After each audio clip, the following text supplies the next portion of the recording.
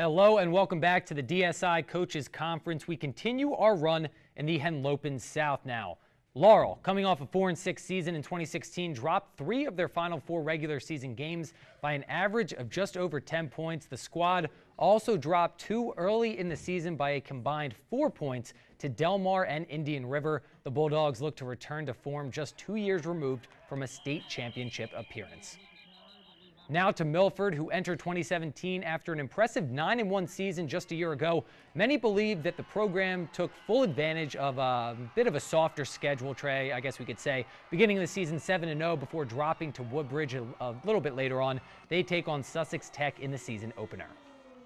And let's transition to Seaford, who absolutely are looking for a more productive season after winning just 1 game in 2016.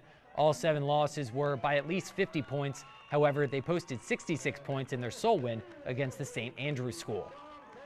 And now Woodbridge, we mentioned them before the break, the reigning Division II state champions. The team is coming off their first state championship in school history, finishing an undefeated 13-0 after topping Wilmington Friends School 14-9 in the state title game. Mark your calendars, though. A rematch of that title game will take place Saturday, September 23rd at 2 o'clock. Trey?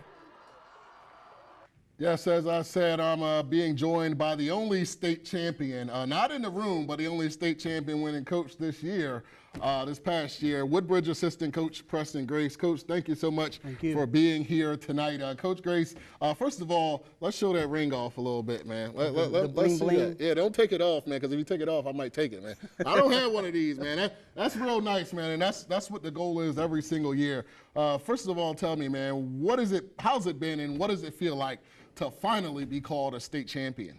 Woodbridge is one of the smallest public schools in the state of Delaware. Woodbridge, the whole school, the football program, has never, ever won a championship, whether it be in football, baseball, basketball, whatever. The kids, they like that idea. And we have a motto at Woodbridge where we say, stay hungry, stay humble. So that's one thing that the kids are starting to buy into, and hopefully we make it back up to University of Delaware. All right, give me that feeling of last December as we look at some of this film.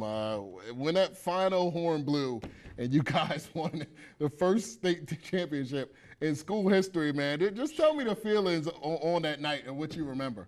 First thing was, whew.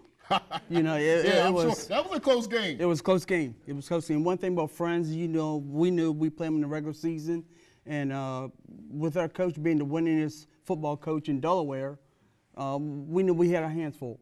We didn't expect anything. We just tried to do what we do, and just where the chips fall, we just tried to go from there. All right, Coach, how about you, man? 30 years in coaching, one of the longest tenured coaches in the state, man. I'm going to ask you the same thing I asked Coach Hearn. How do you keep going, man, year after year, man? It's got to be taking a toll. No, but when you're having fun doing what you do, it's nothing like it. Football season for me has just been a pleasure. I brought 3 players here with me, plus 1 assistant coach. Well, you know, when you hang around good people, it makes you feel good inside. All right, Coach, we saw what 2016 Woodbridge looked like.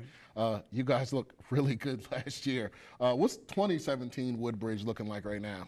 It's hard to replace a Shamir Vessels and a Lee A. Stahl. Those are all state players you're talking about. Yes, it's hard replacing those guys, but hopefully we can fill that void. We have a good nucleus of players coming back from last year's state championship team. I think we can do some good things as long as we stay healthy and just go from there. That's number one thing. Got a good nucleus of your offense, even though your defense, I feel like, carried you in a lot of games. One of the better defenses I've seen all of last year and that I've laid eyes on in high school. How do you think that offense transitions to maybe the part that carries you this season? I think the offense will be our backbone this year. We have a great quarterback in Troy Haynes over there, and we have a good receiver and this young man over here sitting beside him. So we have a good nucleus of players, like I said, coming back, and hopefully that'll carry over.